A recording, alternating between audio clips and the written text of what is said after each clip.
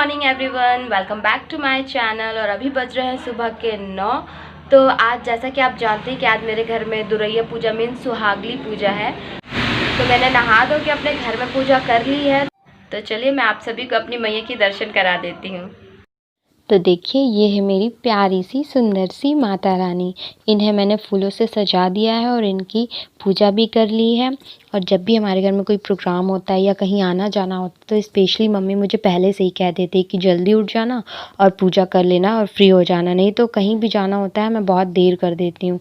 पूजा करते करते मुझे इतना टाइम हो जाता है कि मैं हमेशा लेट कर देती हूँ, इसलिए मुझे पहले से ही कह दिया जाता है। तो देखा आपने मैया कितनी प्यारी लग रही है। तो चलिए मैया तो रेडी हो गई है, मैं भी रेडी हो जाती हूँ, नहीं तो लेट हो जाऊंगी। मिलते हैं रेडी होके। सो फ्रेंड्स मैं हो गई हूँ तैयार, देखिए। तो मैं हो चुकी हूँ रेडी और मैंने आपको पिछले ब्लॉग में बताया ही था कि मैं रेड और येलो कलर की साड़ी पहनूंगी, पर मम्मी कह रही थी कि रेड और पिंक कलर की कुछ साड़ी ले आना पूजा में पहनने के लिए, क्योंकि यही सब कलर पूजा में अच्छा लगता है। पर मैंने बहुत सारी पूजा में ये सब कलर पहन चुके थे। और जब मेरे ससुराल में ये सुहागली पूजा थी तब भी मैंने रेड कलर की साड़ी पहनी थी, इसलिए मैंने इस बार रेड और येलो कलर की साड़ी पहनी हुई है। और जो चूड़ी मैंने ख़रीदी थी वो भी मैंने रेड और येलो कलर की चूड़ियाँ भी पहनी हैं। तो आप बताइएगा कि आपको मेरे रेड और येलो कलर की साड़ी लुक कैसा लगा कमेंट करके। तो चलिए अब आपको मैं अपनी बड़ी मम्मी से मिलाती हूँ जो स्पेशली मुझसे मिलने आई हैं।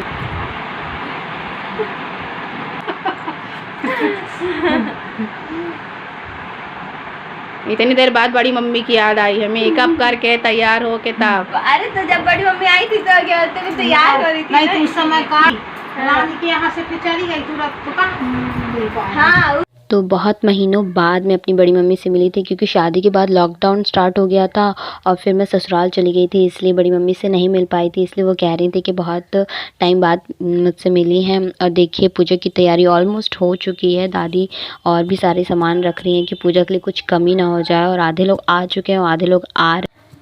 तो पूजा के लिए सारी औरतें आ चुकी हैं। तो सबसे पहले मैंने आसान माता को महावर चढ़ाया है, क्योंकि आसान माता को चढ़ाने के बाद ही सारी सुहागनें महावर लगाएंगी। तो मैंने आसान माता को सबसे पहले महावर चढ़ा दिया है। तो अब मेरी भाभी मुझे महावर लगाने जा रही है। तो महावर लगाने से पहले उन्होंने मेरे पैर में हल्दी लगाई है, क्योंकि कहते हैं सब कि जिनकी शादी हो जाती है उनको पहले हल्दी लगानी चाहिए पैर में, फिर उसके बाद महावर लगाना चाहिए। तो जब भाभी मुझे महावर लगा रही थी तो मुझे याद आ गया कि जब मेरे ससुराल में पूजा हुई थी तो भाभी की मम्मी ने मुझे महावर लगाया था, क्योंकि भाभी का मायका और मेरा ससुराल दोनों ही प्रयागराज में है। तो जब मेरे यहाँ पूजा हुई थी तो भाभी की मम्मी भी आई थी पूजा में। तो देखिए रंग लगाने के बाद मेरे पैर कितने सुंदर लग रहे हैं। फिर भाभी ने मुझे रंग लगाने के बाद सभी को पूजा के लिए महावर लगाया पैर में।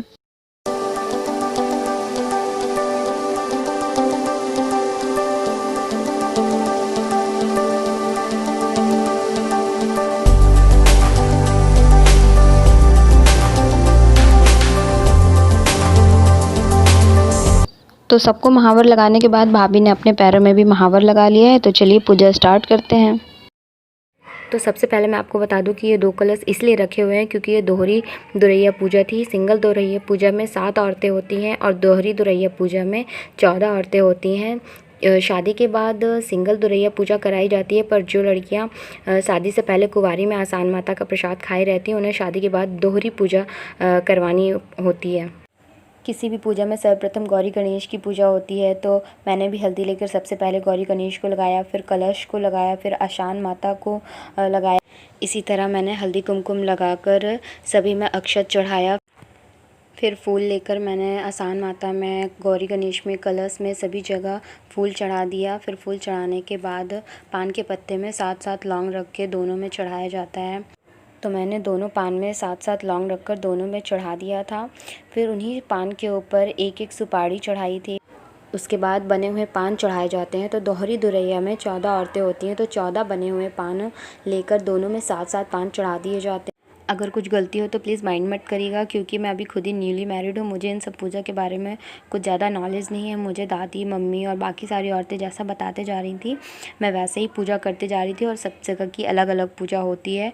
तो उसके बाद मैं श्रृंगार चढ़ा रही हूँ। तो श्रृंगार के लिए मैंने एक एक डब्बा चूड़ी और एक एक पत्ता बिंदी चढ़ाई है। उसके बाद अगरबत्ती जलाकर पूजा कर दी है। फिर आती है माता को प्रसाद चढ़ाने की बारी। तो मैंने आसान माता में गुड़, चना और मिठाई चढ़ाई थी, उनमें यही प्रसाद चढ़ाया जाता है। फिर प्रसाद चढ़ाने के बाद हवन किया। हवन करने के लिए सबसे पहले अग्नि को जल उतारा, फिर हल्दी कुमकुम लगाकर फूल चढ़ाकर हवन सामग्री से हवन किया। हवन करने के बाद मैंने आसान माता का सिरदा पढ़ा। सिरदा पढ़ने के बाद मैंने अपने आंचल में लेकर आसान माता का प्रसाद सभी औरतों के आंचल में एक एक करके डाला।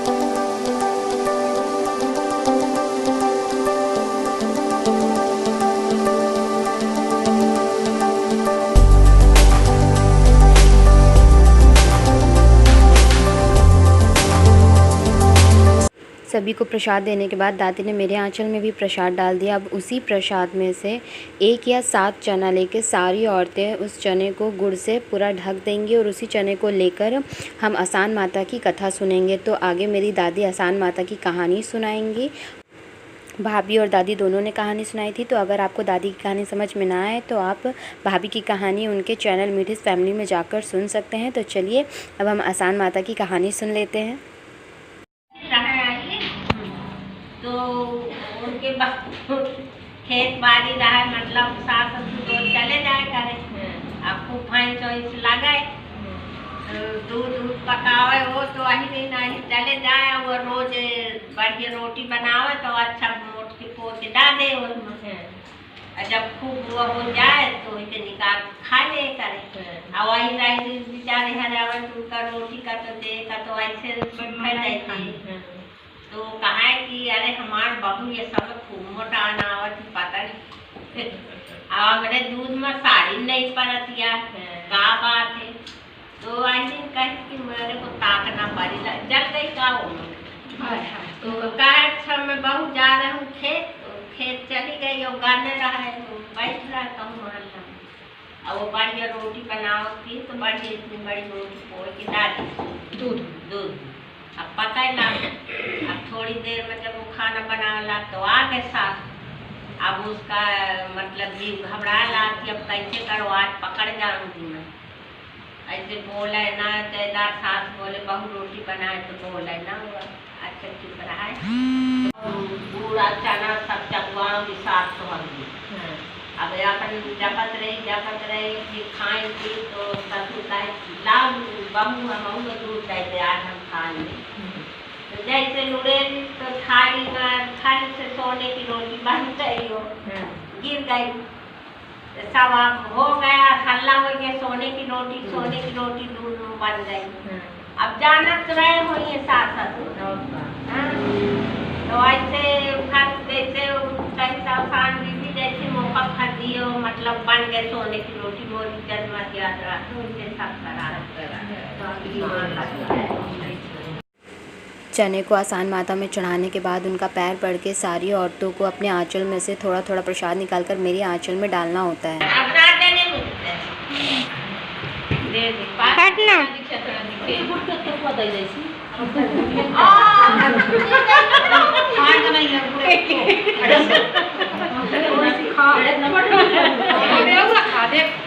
मतलब जिसको जो पसंद ना हो पिंकी दीदी के डाल सबसे बढ़िया।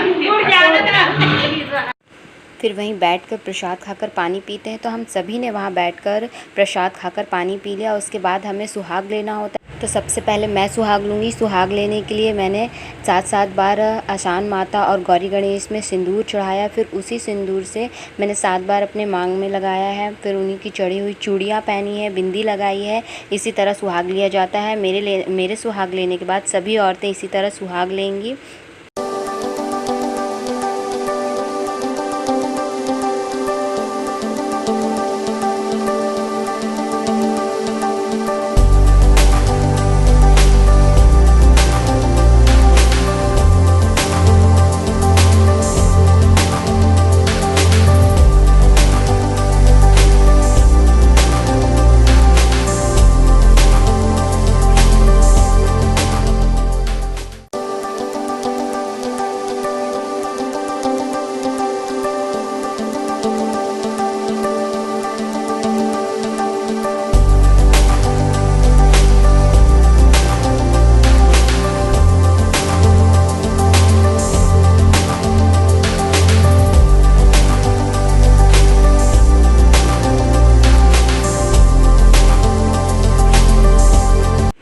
तो हम सभी ने सुहाग ले लिया था। अब आती है बारी चिड़ैया उड़ाने की, मतलब पूजा समाप्त करने की। तो दादी ये देखिए पूजा समाप्त कर दी। चिड़ैया उड़ गई। तो पूजा समाप्त होने के बाद सभी ने गाना बजाना किया, मतलब भजन गाया। तो ये है मेरी भाभी जो ढोलक बजा के भजन गा रही है।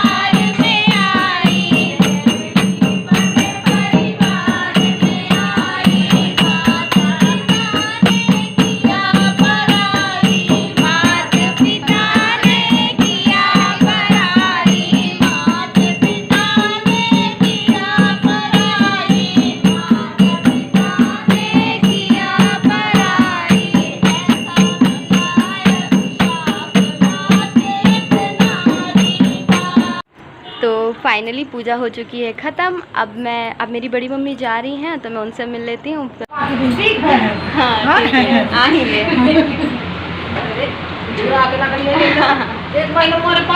तो देखा आपने, हमारे यहाँ इस तरह की पूजा होती है। तो पूजा हो चुकी है समाप्त और सब कोई अपने घर चले गए हैं, सारे गेस्ट, और मेरी बड़ी मम्मी भी जा चुकी हैं।